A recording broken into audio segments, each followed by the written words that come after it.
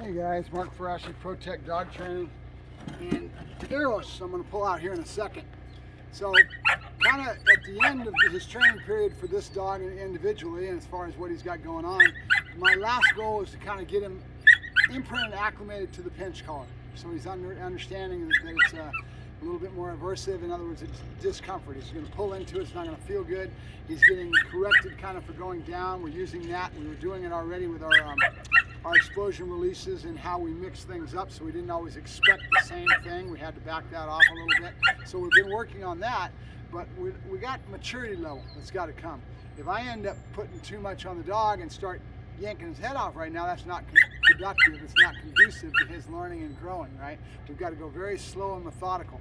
So the first goal that I've got right now is to get the dog's drive state in the right place. And remember, we're affected by drive state by things like food, balls, toy, play. If I come out right away and start playing with him and try to burn off energy and get him to work, it's not going to be as conducive as if you came out and right away went to food and went into a pattern of him sitting.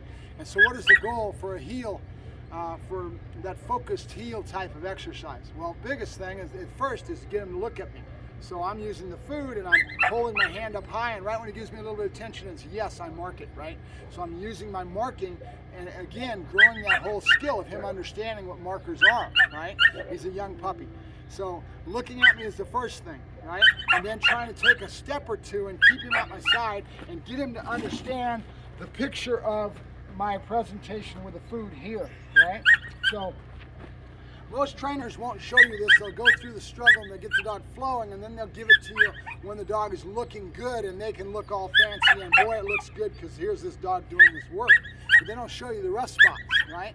I've tried to show you everything that's going on with Eros, right? So it's important to do that. So that's kind of my goal, the ending on that point, get him to understand a little bit of a picture of the heel process, but moving and doing all that, it's not going to be as prevalent as far as handing him off to customers. Remember, we've got a lot of growth to do. The owner's got to come into the picture. They've got to start learning and understanding how to condition an animal and doing everything that's right. And then probably the next time he comes back in, I'll have just enough of where he's sitting, he's looking up at me, and maybe one or two steps, and that'll be about it. So he has a little bit of a baseboard that we can use when he comes back in the next time, right? Because now you'll have more maturity, he'll be a little older, and we're going to emphasize that as far as the primary. Remember the powers of 2s and 3s. We have one thing that we're working on that he's learning new, something else that he already does well, and it's the mix-up that matters and how you mix things up, right? In the powers of 2s and 3s. So let me go ahead and get him, and we'll see if I can get him to work. He's up to yakking. We'll see how it goes.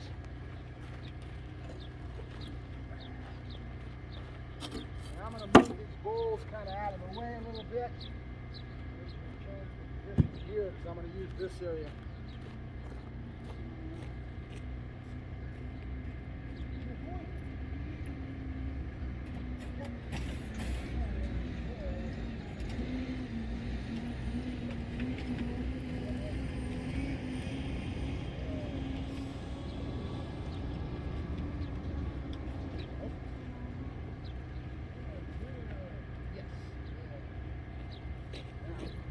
Nope. Good. All right, so I want to try to use my markers as much as possible to reaffirm the patterns and markers, right? Nope. Yes. Good.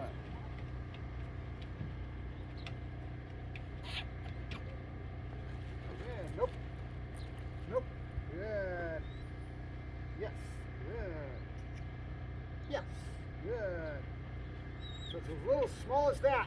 And what I'm really concentrating on more than anything is drive state. Where's the dog's head in the work, right? Nope. Nope. Nope.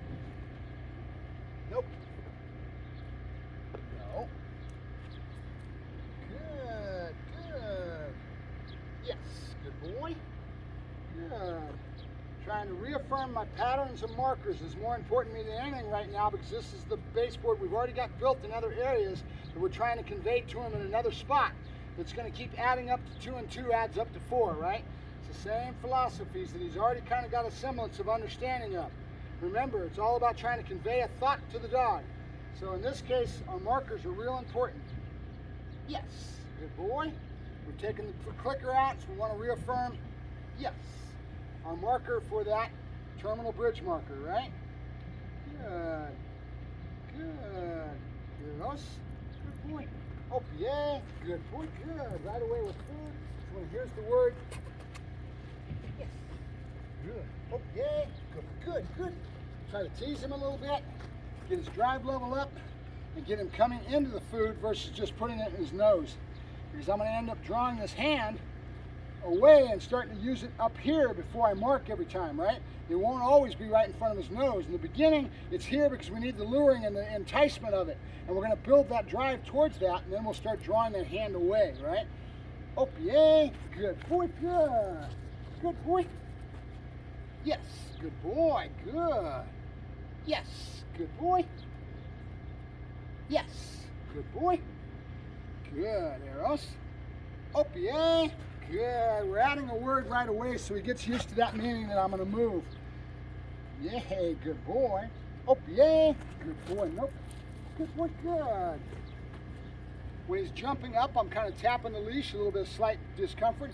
Timing is the key because every action from him should have an exact consistency in what I do to respond to that, right? So I right away have the same answer, always 2 and 2 adds up to 4. When he jumps up, there's a little tap down, right? Not enough to really create a correction, more so discomfort, right? So that answer is always there. When he does this behavior and jumps up, right away it's tap, tap downwards. Nope. Good. And then accompany with a marker word possibly. Good. Nope. Good. Eros. Oh, yeah. Good boy, good. Yay. Good boy, good. There you go. Yes. Good. Oh, yeah. Nope. Good boy, good. Good. Eros. Good boy, good. Eros. Get it. Good boy. Go get it. Oh, you little silly boy. Good. I'm going to bring in the ball. So we've got to figure out our time levels on his attention span and what he's got to give me. And then we work on that from that level and we slowly build the behavior, right? So it's going to take time. And then we teach him that there's a break coming and he'll start learning to get into it, and that'll bring up our drive and happiness in the work. And we'll keep working on that same thing where we're kind of tapping the collar when he jumps up high in the air. We're getting his head up. We're saying yes, so we're showing him one picture. It's looking up at me and then the hand drops down to yes, right? That's our start. And then maybe a step or two and that's it, right? And then breaks. So we've got to figure out how low, how minuscule the behavior needs to be broken down. Sometimes if you've got a puzzle piece and the puzzle piece is this large, you cut it into 4 and you have smaller pieces. You go to whatever level the dog needs and you build from there, right? So that's what I'm figuring out now. Where's his level of his attention span, his drive state? Good boy, good. Yes, good. Yes, good boy, good. And we'll build on it, slow but sure. Nope. Good. Good. Yes, good boy. Good. And if you didn't notice it, there's a lot of talk from Michael Ellis and other trainers always talking about leash pressure. I'm doing it the whole time I'm doing it now. And the leash pressure is just a very slight little guiding, and then it goes away right when he's in the right position. He's going to learn leash pressure just from that. I don't need to step back and just concentrate on leash pressure. I'm doing it in the work. Good. Good. Yes. Good boy. Eros. Yes. Good boy. Good. Eros. Yes. Good boy. Good. Eros. Oh, yay. Good boy. Good. Right away, tap, tap. Trying to get him to come into the praise. Yes. And then he'll learn to shut that little pressure off that I'm putting on the leash as time goes along. It's all about pattern, consistency, and exactly your timing and when you're giving those little tap taps and corrections. Couche. Good. Asi. Eros. Eros. Nope. Nope. Good. Couche. Good. Good. Nope. Couche. Good. Good. Eros. Asi. Good. There you go. Good boy. Good. Good boy, Eros. Yep. Good boy. Good. Good boy. Good. I didn't have a ball to break him with, so I have to go get this ball. Eros. Good boy. Good. Yes. Good boy. Good. Yes. So we'll start working on him looking at my face a lot more from the side and in front. Yes. And keeping in mind what we're trying to build into, which is our healing posture. This is going to not be done this time. It'll be imprinted a little bit. It'll be done more the next time when we get more into behaviors. Maturity will come together. Eros. Get it. Yes. All right, Mark Ferrasci, Protect Dog Training. I hope some of that made some sense to you as I tried to break it down and convey it to you folks. So have a good day, guys.